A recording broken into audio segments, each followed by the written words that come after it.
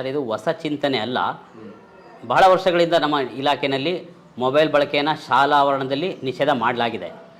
ಈಗ ಚಿಂತನೆ ಮಾಡ್ತಾ ಇರೋದೇನೆಂದರೆ, ಮನೆಯಲ್ಲಾಗಲಿ ಶಾಲಾ ಆವರಣದಲ್ಲಾಗಲಿ ಎಲ್ಲಿಯೂ ಬಳಸಬಾರ್ದು ಅನ್ನೋದ್ರ ಬಗ್ಗೆ ಚಿಂತನೆ ನಡೀತಾ ಇರುವಂಥದ್ದು.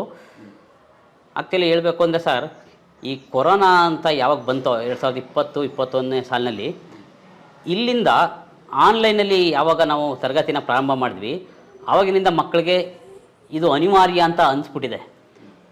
ಪೇರೆಂಟು ಕೂಡ ನೋ ಅಬ್ಜೆಕ್ಷನ್, ಬಳಸ್ಬಹುದು, ಏನೋ ಶಾಲೆಯಲ್ಲಿ ವರ್ಕ್ ಕೊಟ್ಟಿರ್ತಾರೆ, ಅದನ್ನೆಲ್ಲ ಮಾಡಬೇಕಾದ್ರೆ ಮೊಬೈಲ್ ಬೇಕಾಗುತ್ತೆ ಅಂತೇಳಿ ಎಷ್ಟೋ ಮನೆಗಳಲ್ಲಿ ಮಕ್ಕಳಿಗೆ ಮೊಬೈಲ್ನೂ ಕೂಡ ಕೊಡಿಸ್ಬಿಟ್ಟಿದ್ದಾರೆ.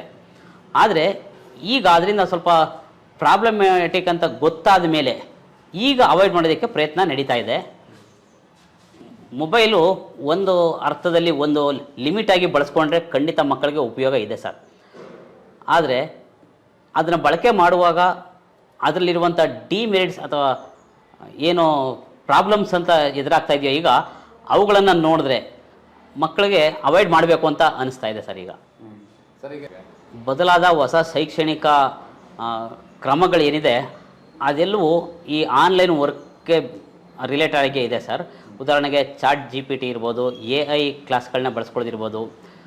ಅಂತಾರಾಷ್ಟ್ರೀಯ ಗುಣಮಟ್ಟದ ಶಿಕ್ಷಣವನ್ನು ನಮ್ಮ ಮಕ್ಕಳಿಗೆ, ಹಳ್ಳಿಗಾಡಿನ ಮಕ್ಕಳಿಗೂ ಕೂಡ ತಪ್ಪಿಸಬೇಕು ಅಂದರೆ ಈ ಹೊಸ ಶಿಕ್ಷಣ ಕ್ರಮಗಳು ಬೇಕಾಗುತ್ತೆ. ಅದು ಮೊಬೈಲ್ ಮುಖಾಂತರನೇ ಮಕ್ಕಳಿಗೆ ರೀಚ್ ಆಗೋದ್ರಿಂದ ಆ ರೀತಿ ಶೈಕ್ಷಣಿಕವಾಗಿ ಬಳಸ್ಕೊಂಡ್ರೆ ಖಂಡಿತ ಉಪಯೋಗ ಇದೆ ಸರ್. ಆದರೆ ಅದನ್ನು ಬಳಸ್ಕೊಳ್ಳುವಂಥ ಸಮಯದಲ್ಲಿ ಮಕ್ಕಳು ಈ ನಕಾರಾತ್ಮಕ ಚಿಂತನೆಗಳೇ ಜಾಸ್ತಿ ಮಾಡೋದು. ಆ ಮೊಬೈಲ್ನಲ್ಲಿ ಡಿಮೆರಿಟ್ಸ್ ಅಂತ ಏನಿದೆ ಅವೇ ಮಕ್ಕಳನ್ನ ಬೇಗ ಸೆಳ್ಕೊಳ್ತವೆ. ಅದರಿಂದ ಒಂದು ನಿಯಂತ್ರಣದಲ್ಲಿಟ್ಟು ಮಕ್ಕಳನ್ನ ಬಳಸೋದಕ್ಕೆ ಕೊಟ್ಟರೆ ಖಂಡಿತ ಉಪಯೋಗ ಪಡ್ಕೊಳ್ಬಹುದು. ನಿಯಂತ್ರಣ ಮಕ್ಕಳಿಂದಾಗಲಿ ಅಥವಾ ಪೇರೆಂಟಿಂದಾಗಲಿ ಅಥವಾ ಯಾರೋ ಅಬ್ಸರ್ವ್ ಮಾಡ್ತಾ ಇದ್ದಾರೆ ಅನ್ನೋ ಒಂದು ಭಾವನೆ ಇಲ್ಲದೆ ಹೋದರೆ ಖಂಡಿತ ಮಕ್ಕಳಿಗೆ ಇದರಿಂದ ಅನಾಹುತ ಆಗ್ತಾ ಇದೆ ಸರ್. ಈ ಅಂತಾರಾಷ್ಟ್ರೀಯ ಗುಣಮಟ್ಟದ ಶಿಕ್ಷಣವನ್ನು ನಮ್ಮ ಮಕ್ಕಳಿಗೆ ಕೊಡಬೇಕು ಅಂದರೆ ಡಿಜಿಟಲೀಕರಣ ಅಥವಾ ಈ